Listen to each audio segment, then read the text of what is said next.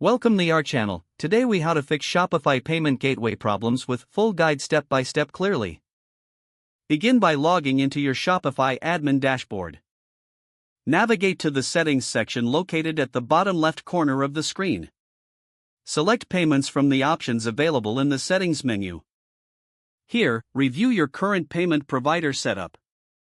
Check if your payment gateway is enabled for transactions. If it is disabled, click on the Edit button to enable it. Verify that all necessary account credentials are correctly entered. Double-check that your API keys, merchant ID, and secret keys are accurate. If you encounter issues after enabling, ensure that your payment gateway is compatible with your store's location. Next, check your store's country settings and ensure they align with the payment gateway's requirements. If you are using a third-party gateway, ensure it is properly configured within Shopify settings. Look for any notifications or error messages that might indicate specific problems.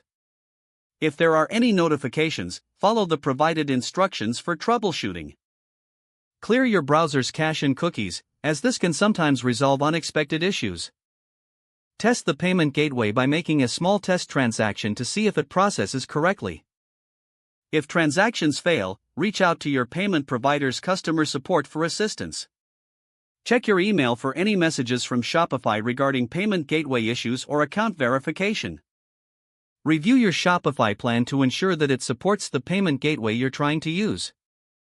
If using Shopify payments, ensure your account meets the eligibility criteria to avoid restrictions. Consider disabling any conflicting apps that might interfere with the payment process. Regularly check for updates to both Shopify and the payment provider, as updates can fix bugs or compatibility issues.